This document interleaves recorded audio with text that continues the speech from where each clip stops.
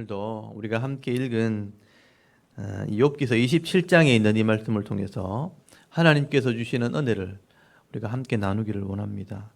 여러분, 이 욥기 27장은 26장 25장에서부터죠. 26장 욥의 대답이니까 25장 이 빌닷의 이 마지막 변론에 대한 욥의 답변으로 주어진 것이고, 특별히 오늘은 욥의 지혜의 문서가 기록된 글이 성경에 기록이 되어 있습니다. 오늘 27장 1절 말씀을 이렇게 보시면 욥이 또한 풍자하여 이르되라고 시작을 하게 됩니다. 여기 풍자라고 번역을 했지만 그 히브리 원문에는 이게 마샬이라는 단어예요. 그래서 오늘 히브리 원어를 하나 제가 띄워놨는데 한번 보시고,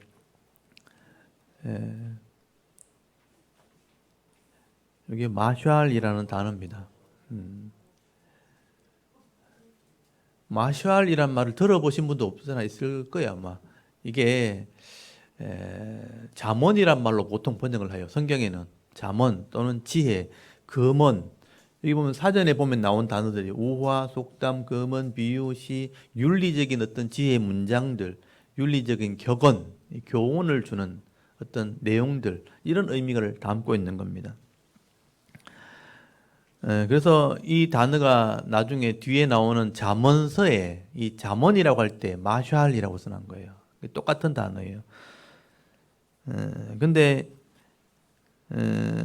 이 욥기에서는 이 잠언이라는 단어를 오늘 본문의 풍자를 취하겠다 이렇게 번역을 해놓은 겁니다. 아마 이 풍자라는 단어 자체가 이 부정적인 상황들을 직접적으로 말하지 않고 좀 해학적으로, 영어로 말하면 유머를 섞어서 이렇게 돌려서 하는 말이다, 그렇게 설명이 되어 있습니다.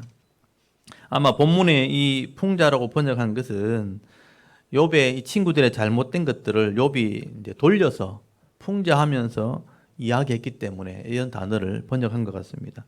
원래 의미는 잠언이라고 보시면 돼요. 욥의 지혜의 글들. 그래서 27장부터 계속 나오는 얘기는 욥의 깨달은 진리 또는 잠언, 지혜의 글들이라고 이해하시면 됩니다.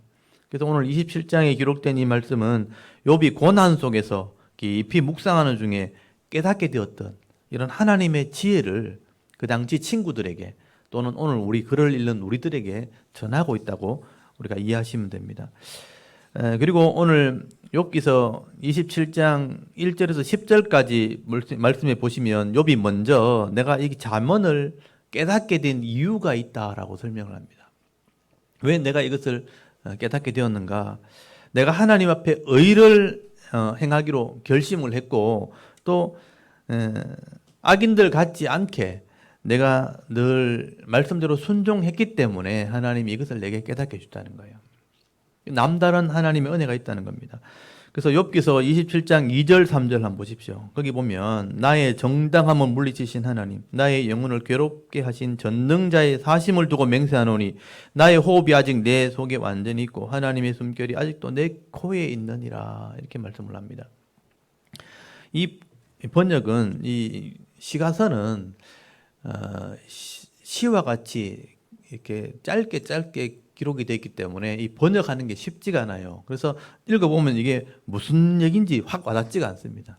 이 말도 조금은 좀 거칠게 번역이 됐는데 이건 욥의 신앙 고백이에요. 2절 3절은 욥의 신앙 고백입니다. 조금 더 부드럽게 제가 설명하면 나의 의로운 삶, 내가 진짜 의롭게 삶을 살았음에도 불구하고 하나님이 내 정당을 물리치시고 또 내 영혼을 괴롭게 하시는 그 하나님이 지금 내 호흡을 붙들고 있고 내 숨을 지금 붙들고 있다는 겁니다. 그래서 내가 지금 살아계신 전능자, 그 하나님을 의지해서 지금 내가 이 말을 하는 거다, 이렇게 고백하는 거예요. 그래서 하나님이 내게 지혜를 주셨다는 겁니다. 여러분, 욥은 하나님께서 주신 이런 고난의 이유는 다 알지를 못했지만 하나님을 한 번도 버린 적이 없어요. 그 고난 속에서도.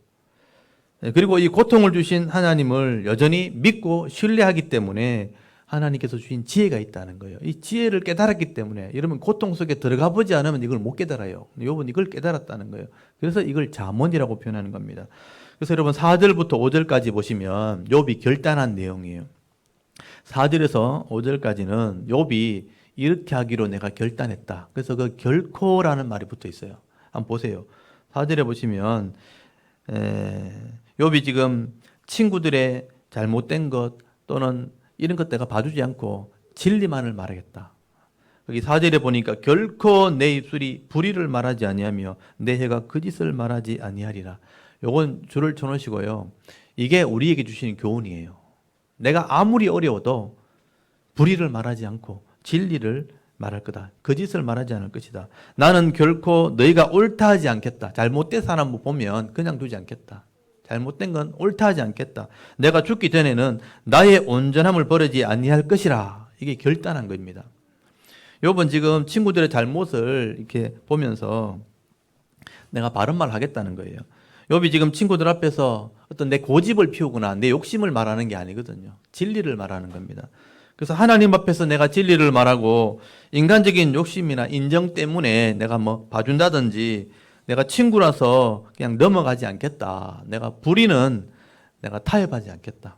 이게 신앙이거든요. 그래서 내 온전함을 내가 버리지 않겠다. 신앙으로 결단을 하고 말을 하는 겁니다. 6절 한번 보십시오. 내가 내 공의를 굳게 잡고 놓지 아니하리니 내 마음이 나의 생애를 비웃지 아니하리라. 이것도 좀 이렇게 제대로 좀 부드럽게 번역이 안 된 거죠. 나의 생애를 비웃지 않겠다는 말은 내가 부끄러움 당하지 않겠다. 내가 스스로 부끄럽지 않겠다. 이런 뜻입니다. 지금 내 공의라고 표현되어 있지만 이 공의는 하나님 말씀을 의미하는 거예요. 그래서 성경을 읽다 보면 율법에 공의와 정의란 말이 계속 나오거든요. 이 하나님 말씀을 의미하는 그런 의미인데 그 당시에는 말씀이 없는 시대잖아요. 그러니까 하나님 말씀인 것처럼 하나님 뜻, 하나님 마음을 내가 놓치지 않겠다. 그렇게 결단을 하고 있는 겁니다. 그리고 내 평생에 내 마음이 좀 나를 비웃지 않도록 스스로 부끄러운 삶을 살지 않겠다. 그렇게 결단을 하면서 이 말을 하는 겁니다. 그리고 7절에서 10절까지 보시면 욥의 친구들이 자기를 대적했고 또 자기를 정죄했다는 거예요. 이런 대적하는 자를 욥은 악인이라 그렇게 표현합니다. 그래서 악한 자들은 망하게 될 것이라 하는 것을 경고를 하게 되는 겁니다. 그래서 7절을 보시면 나의 원수는 악인같이 되고 일어나 나를 치는 자는 불의한 자같이 되기를 원하노라. 이게 기도와 같은 건데 이게 지혜의 글입니다. 악인은 또는 나를 치는 자는 불의한 자 같고 이런 악인은 반드시 망하게 된다는 교훈을 하게 되는 겁니다. 그래서 여기 7절 다시 보시면 나의 원수 또는 나를 치는 자, 요거는 자기 친구를 얘기하는 거예요. 욥을 계속 정죄하면서 내가 의로운데 또 악인이라고 계속 정죄하려고 괴롭히는 그 친구들을 보고 하는 말입니다. 욥이 하나님 앞에 내가 의로운 사람을 살아왔는데 이 친구들이 자꾸 악인이라고 대적을 하는 거죠. 또 자기를 치는 겁니다. 그래서 이런 사람은 악인일 수밖에 없고 불의한 자일 수밖에 없다. 참 냉정한 말 같지만 사실은 욥이 진리를 말하는 것입니다. 그러므로 이런 악인과 불의한 자는 만약에 그 죄를 돌이키면 다행이겠지만 만약에 돌이키지 않는다면 이런 악인은 반드시 심판을 받게 된다는 거예요. 이게 교훈입니다. 그래서 8절에 보시면요. 불경건한 자가 이익을 얻었으나 세상에선 잘 사는 것처럼 보이나 하나님이 그 영혼을 거두실 때 무슨 희망이 있으랴. 환난이 그에게 닥칠 때 하나님이 어찌 그의 부르짖음을 들으시랴. 그러니까 어찌 전능자를 기뻐하겠느냐. 항상 하나님께 부르짖겠느냐. 그러니까 이렇게 하나님께 호소할 시간이 그리 길지 않다. 그렇게 말씀을 하는 겁니다. 그래서 여기 불경건한 자, 이게 위에서 말하는 악한 자, 자기를 치는 자 말하는 친구들을 말하는 거예요. 이런 불경건한 자는 만약에 회개하지 않는다면 이게 중요한 거예요. 회개하지 않는다면 깨닫고 돌이키지 않는다면 그 영혼을 거둘 때 쉽게 말하면 죽을 때 이제 소망이 없게 될 것이다. 희망이 없을 것이다. 끝까지 돌이키지 않았기 때문에 희망이 없고 아무리 그때 하나님께 부르짖어도 하나님이 듣지 않을 거다. 소용없을 거다. 그래서 욥은 이런 자들이 악한 자들이나 욥을 대적하던 이런 불경건한 자들이 돌이켰으면 좋겠다. 그래서 욥이 알고 있는 하나님의 지혜를 지금 내가 가르치겠다는 거예요. 가르치고 그들이 깨달을 수 있도록 내가 해주겠다. 이게 어떻게 보면 이 27장의 가장 핵심적인 내용입니다. 욥은 이렇게 잠언, 깨달은 지식을 가지고 이런 악을 행하는 사람이 돌이켰으면 좋겠다 하는 마음으로 이 말씀을 전하게 되는 것입니다. 그래서 하나님을 가르치고 하나님을 깨닫게 했을 때 심판과 재앙을 받지 않았으면 좋겠다. 어떻게 보면 이게 오늘 저와 여러분이 살아야 될 삶이라는 거예요. 이게 성도의 복이기도 하고 성도의 사명입니다. 다른 사람에게 이 악을 돌이키지 않는다면, 우리가 죄인인 것을 깨닫고 돌아오지 않는다면 결국은 하나님이 심판하실 수밖에 없다는 경고를 하게 되는 겁니다. 그래서 11절부터 거기 보시면 욥이 가르치겠다는 얘기를 하게 되죠. 하나님의 솜씨를 내가 너희에게 가르칠 것이요. 가르친다는 게 핵심이죠. 내가 가르칠 것이요. 전능자에게 있는 것을 내가 숨기지 아니하리라. 알게 해주겠다. 이게 복음을 전하는 겁니다. 내가 내 지식을 깨달은 것을 너에게 알게 해주겠다. 가르치겠다. 하나님의 솜씨라고 되어 있지만 이게 하나님의 손으로 하는 일 이런 뜻이에요. 손으로 하는 일이니까 솜씨라고 표현하겠지만 하나님이 손으로 하는 일들 또 하나님께서 행하시는 모든 것을 내가 가르쳐 주겠다. 알게 해주겠다라고 말씀을 합니다. 여러분 지금 이 친구들에게 하나님에게 배운 지식, 하나님의 지식을 바르게 가르쳐서 악인이 되기보다는 의인으로 살기를 바란다는 것이죠. 그래서 경고의 말씀을 지금 전하는 겁니다. 이걸 우리는 보통 전도라고 보통 얘기하고 멀리 가서 하면 선교라고 얘기하는 거예요. 그래서 요번 지금 하나님의 지식을 친구들에게 전하는 겁니다. 그래서 거기 12절 보십시오. 너희가 다 이것을 보았거늘 어찌 그토록 무익한 사람이 되었는고. 지금 똑같은 인생을 욥이 살았잖아요. 친구들과 똑같은 인생을 살았고 똑같은 은혜를 다 경험했음에도 불구하고 왜 너희들은 이 은혜를 알지 못하는가? 무익한 사람, 믿음이 없는 사람이 되었는가? 여러분 우리가 예수를 믿고 하나님 말씀대로 지혜를 얻게 되면요. 똑같은 시대를 살아가는데 어떤 사람은 지혜롭게 이렇게 은혜를 누리는데 어떤 사람은 그냥 죄인 줄 모르고 살아가는 거예요. 어찌 그렇게 무익한 자가 되었는가 이 말이죠. 12절에 그토록 무익한 사람이 되었는가. 그래서 13절부터가 이제 단락이 완전히 나눠지는 거죠. 악인은 반드시 이렇게 망한다. 13절에 동그라미 하나 붙어 있죠. 여기서부터는 욥이 말하는 교훈입니다. 교훈. 악인들은 반드시 이렇게 망하게 될 것이라. 이게 하나님이 주신 지혜를 가지고 하나님 심판받을 것을 얘기하는 겁니다. 그래서 13절부터 나오는 얘기는 악인들에게 당하는 재앙은 이런 것이다. 이렇게 망하는 것이다. 잘 들어보라는 겁니다. 여러분 13절에 악인은 어떻게 되는가? 하나님께 얻은 분깃, 이런 포악한 자가 전능자에게 받을 사은음은 이것이라. 여기 분깃이나 사은음은 뭐냐면 악인이 받게 될 목 이런 뜻이죠. 포악자가 받게 되는 기업 이런 재앙을 반드시 받게 된다는 겁니다. 그래서 14절부터 자손들이 번성해도 칼에 죽임을 당하고요. 또 후손들이 배부르지 못할 것이라 기근을 당하게 된다. 악인들은 잘 살아가는 것처럼 보이죠. 근데 악이 넘어가면요, 그 자녀 때 완전히 다 망합니다. 저는 제 짧은 인생이지만 그런 사람 많이 봤습니다. 아버지 때, 할아버지 때 그렇게 부를 누리는 사람들도 제대로 믿음으로 신앙으로 이렇게 물려주지 않게 되니까 금방 탕진해 버리는 거예요. 짧은 인생을 살면서 다 잃어버리더라고요. 그러니까 후손들이 다 잃어버리고 기근을 당하게 된다. 15절에 보면요, 그 남은 가족은 죽음의 병, 이 전염병입니다. 전염병으로 죽게 되고 기가 막혀 울지도 못하게 될 거다. 그런 표현을 하게 돼요. 그리고 16절에 보면요, 은을 티끌같이 옷을 진흙같이 모아도 그렇게 잔뜩 모아놔도 의인들이 또 죄 없는 자가 다 가져갈 거다. 이 굉장히 중요한 교훈입니다. 악한 사람이 다 가지고 있는 것 같죠. 나중에 거의 다 흩어집니다. 그리고 실제로 누가 그걸 쓰냐면 의로운 자가 다 씁니다. 선한 일에 쓰게 돼 있어요. 또 죄 없는 자가 그것을 가져가게 될 것이라 그렇게 말씀을 하게 됩니다. 그리고 8절에 보시면요, 그의 집은 좀같이 된다. 좀이 벌레를 말하는 거예요. 이 벌레 집처럼 또 파수꾼의 초막처럼 초라하게 된다는 거죠. 자고 일어나 보니까 사라지고 없더라. 그 화려한 집들, 그 영광을 누리던 것이 한순간에 다 사라지는 일이 벌어지게 될 것이다. 그리고 20절에 보면 이런 재앙 때문에 두려움이 홍수같이 밀려온다는 거예요. 물같이 밀려온다는 것, 홍수같이 밀려오고 두려움이 사로잡히는 거죠. 폭풍과 바람으로 모든 것을 날려버릴 것이다. 그렇게 말씀을 합니다. 여러분, 이렇게 악인들은요, 우리가 그냥 겉으로 볼 때는 잠시 동안 부를 누리고 영화를 누리는 것 같지만 결국 자녀들은 칼에 죽고 기근과 전염병으로 죽게 되고 재산들은 의인들이 결국은 가져가게 될 것이고 죄 없는 자가 그것을 누리게 될 것이라. 또 집은 이렇게 바람처럼 다 날아가 버릴 것이다. 그렇게 말씀을 하게 된 것입니다. 그래서 여러분 악한 자들의 삶은 22절 말씀에 보시면요. 하나님께 버림당합니다. 그리고 23절 말씀에는 사람들에게는 비웃음거리가 된다. 그렇게 말씀을 하게 되죠.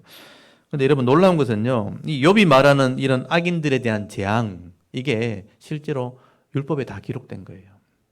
그래서 율법을 알고 보면요. 이게 보여요. 레위기 26장이 기억나십니까? 축복과 저주죠. 거기 순종하는 자들에게 주신 복이 기록되어 있고 불순종한 자들에게 임하는 재앙이나 저주가 기록되어 있어요. 그런데 욥이 말하는 이 악인의 재앙은요. 레위기 26장의 저주에 해당하는 내용이 다 들었는 거예요. 그러니까 욥이 지금 말하는 것은 인간적인 어떤 지식이나 인간적인 뭐 이렇게 분이 나서 화가 나서 막 하는 말이 아니란 뜻이에요. 하나님의 법을 지금 기록하고 있는 겁니다. 그래서 이게 중요한 거예요. 여러분, 욥은 성경이 없는 시대인데도 하나님의 법을 알고 있다는 게 중요한 거예요. 이게 레위기 26장에 그대로 기록이 됩니다. 하나님이 이 땅을 다스리시는 그 기준, 그 법을 이 욥은 그 시대에 알고 있었다는 거죠. 하나님의 마음을 알고 있다. 하나님의 지식을 가지고 있다는 겁니다. 그래서 지금 욥은 친구들에게 지금 교훈을 하고 있는 겁니다. 너희들은 지금 평안하고 지금 잘 사는 것처럼 살아가지만 너희들이 교만하게 된다면 악한 자의 편에 서게 된다면 이렇게 된다는 거예요. 그래서 절대로 악한 자의 편에 서면 안 된다. 자기를 자꾸 정죄하고 또 자기를 치는 이런 죄를 계속 가져가게 되면 너희도 악한 자의 편에 설 수밖에 없다는 거예요. 그래서 이렇게 하면 안 된다는 얘기를 하는 겁니다. 그래서 여러분 4절 말씀이 제가 핵심이라고 그랬죠. 불의를 말하거나 거짓을 말하지 않고 악한 자와 타협하지 않고 옳은 것은 절대로 놓치지 않는 그런 믿음의 길, 그런 의인의 길을 살아갈 것을 지금 말씀을 하게 되는 거예요. 여러분 저는 이 욥이 지금 성경도 없는 이런 시대에 이런 하나님 마음과 이런 하나님 법을 알고 있다는 것은 순수한 양심을 가지고 있기 때문이라고 저는 생각을 하는 거예요. 그러니까 법이 있기 전에 하나님 법이 있기 전에 하나님이 사람들이 각자에게 주신 게 뭐냐면 양심이라는 법이에요. 이건 누구에게나 주어지는 겁니다. 그래서 보통 우리가 법대로 하다 안 되면 양심대로 해라 보통 그렇게 얘기하죠. 양심이라는 법이 다 있는 거예요. 이건 하나님께서 주신 순수한 법이라는 것입니다. 사람이 타락하기 전에 죄를 짓기 전에 이런 순수한 양심들을 하나님께서 다 주신 것입니다. 그래서 이 양심이 사실은 하나님 마음과 통해 있기 때문에 하나님 법대로 살도록 되어 있는 거죠. 그래서 나중에 보면요. 이 양심의 법대로만 제대로만 산다면 하나님이 그들을 구원하실 것이다. 성경에 딱 한 번 기록되어 있어요. 그래서 보통 우리가 그렇게 얘기하죠. 하나님이 법이 주어지기 이전에 살았던 사람들은 그럼 어떻게 되는가? 보통 그런 질문을 많이 합니다. 예수님 믿어야 구원받는다 이렇게 보통 우리가 전도하면 그럼 옛날의 사람들은 이순신 장군 어떡합니까? 정말 거룩하게 어렵게 살았다 가는데 세종대왕은 구원받습니까? 이런 질문 들어보셨죠? 근데 그 사람이라도 진짜 양심의 순수한 법을 잃어버리지 않았다면 그게 말씀을 행하는 것과 똑같다라고 성경이 이야기를 해요. 제가 그 글을 보면서 하나님이 양심의 법을 다 줬는데 변질되지 않는 양심의 법으로만 순종한다면 그 법이 곧 율법과 동일한 거예요. 구원받을 수 있다. 근데 그만큼 양심을 순수하게 지킬 사람이 과연 있겠는가? 그래서 심판받을 수밖에 없다라고 생각을 하는 거예요. 제가 그 양심의 법을 지키면 율법을 지키는 것과 똑같다. 거기 어디 기록되어 있는가 한번 찾아보시기 바랍니다. 로마서를 한번 보십시오. 로마서 2장을 한번 보십시오. 그래서 이거를 그냥 지나가면 잘 안 보이거든요. 저도 성경을 읽다가 이것을 발견하게 되었습니다. 2장 14절 15절 인간의 죄, 불신자의 죄를 설명한 게 2장이거든요. 하나님을 믿지 못하는 것 자체가 죄예요. 그런데 14절 15절에 보면 뭐라고 써놨는지 한번 읽어보겠습니다. 14절 15절 한번 읽어볼까요? 시작. 율법 없는 이방인이 본성으로 율법의 일을 행할 때는 이 사람은 율법이 없어도 자기가 자기에게 율법이 되나니 이런 이들은 그 양심이 증거가 되어 그 생각이 서로 혹은 고발하며 혹은 변명하여 그 마음에 새긴 율법의 행위를 나타내느니라. 아멘. 이해되시죠? 이해 안 됩니까? 네, 처음 보면 딱 이해 안 될 수 있어요. 근데 율법이 없는 이방인 이렇게 써놨죠. 그러니까 하나님을 믿지 않는 사람이라도 본성으로, 그러니까 원래 심령에 본성으로 율법이 일을 행할 때는 이 사람은 율법이 없어도 자기 자신이 율법이 된다. 그러니까 본성의 제가 말했 이걸 순수한 양심이라고 제가 이제 생각한 거예요. 순수한 하나님이 처음 준 양심이 있다면 그게 본성인 거예요. 율법이 스스로가 법이 된다. 그래서 15절에 설명이 되어 있죠. 이런 것들은 양심이 증거가 된다. 그렇죠. 내 순수한 양심을 말하는 거예요. 이 순수한 변질되지 않은 양심은 이게 증거가 된다. 그 생각이 서로 혹은 고발하여 혹은 변명하여 그 마음에 새긴 율법의 행위를 나타낸다. 이 순수한 양심은 하나님 법이기 때문에 내가 잘못하면 그 양심이 자꾸 지적을 한다는 거예요. 그래서 법을 행하는 것처럼 된다. 율법 없어도 율법 있는 것처럼 산다. 이 순수한 양심. 저는 욥이 이 순수한 양심을 가졌다고 저는 보는 겁니다. 그래서 말씀이 주어지기 전이잖아요.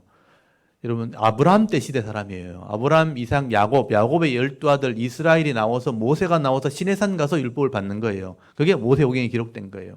그 전의 사람인데도 이런 하나님의 법을 가지고 심판을 얘기할 수 있다는 것은 순수한 양심을 욥이 가지고 있는 겁니다. 그걸 하나님이 인정하시고 계신 거예요. 그래서 욥을 의인이라고 말하는 거예요. 그런데 이런 순수한 양심이 있으면 법을 지킬 수 있겠지만 근데 이 땅에 죄인으로 태어난 인간들은 이런 순수한 양심이 다 더럽혀지는 겁니다.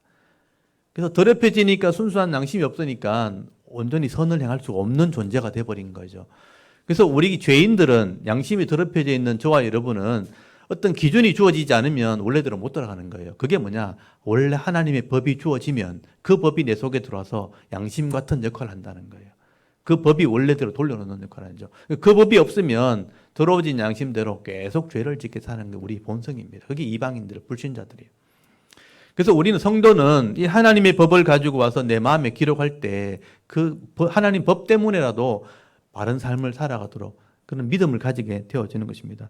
그래서 여러분 시편 1편에 보면 복 있는 사람은 악인의 길을 따르지 않는 그런 마음을 가진 거죠. 죄인의 길에 서지 않고 오만한 자리에 앉지 않고 그래서 오직 여호와의 율법이 주어져야 되는 거예요.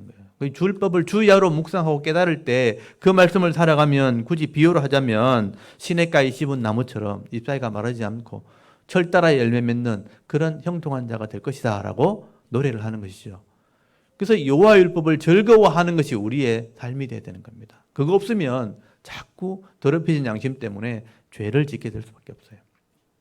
그래서 여러분 거짓말할 때 아니면 악을 행할 때 손발로 악을 행할 때 머릿속에서 이미 죄가 그걸 지적하기 때문에 하는 거예요. 더러워진 양심이 자꾸 욕심대로 죄를 짓게 만들 때 그것이 행동으로 나오면 그게 죄가 쌓이게 되는 겁니다. 근데 내 속에서 해결하면 문제가 없지만 밖으로 드러나 버리면 죄가 책임을 물어야 되는 죄가 된다는 거예요. 그래서 순수한 양심을 가진 사람만은 이런 법을 순종하는 자와 같다. 그렇게 말하는 거죠. 그래서 오늘 저와 여러분들은 이런 순수한 양심을 사실은 안타깝지는 다 잃어버린 사람들입니다. 그래서 여러분은 생각은 죄를 자꾸 만들게 돼 있어요. 그래서 하나님 말씀을 배우지 않으면 이 말씀을 깨달아 순종하지 않으면 계속 죄로 갈 수밖에 없는 존재라는 것을 여러분 기억하시기 바랍니다. 그래서 말씀의 법을 우리가 배워야 되는 겁니다. 그래서 성도는 이 하나님 말씀을 아는 만큼 우리가 순결해질 수 있고 아는 만큼 순종할 때 복을 받을 수 있는 존재라는 것을 여러분 기억하십시오. 그런데 여러분 성경에도 보시면 이런 하나님 말씀을 지키겠다고 언약을 해요. 이스라엘 백성들이. 근데 이 언약을 받고 순종하기로 해놔놓고도 이 말씀을 따라가지 않고 악을 계속 따라가잖아요. 하나님 계속 지적을 합니다.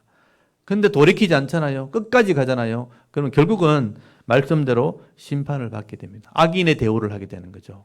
그런 사람이 굉장히 많습니다. 그래서 성경에 역사서에 보면요. 이런 사람들을 일부러 기록해놨어요. 이런 사람의 결말은 이런 것이다.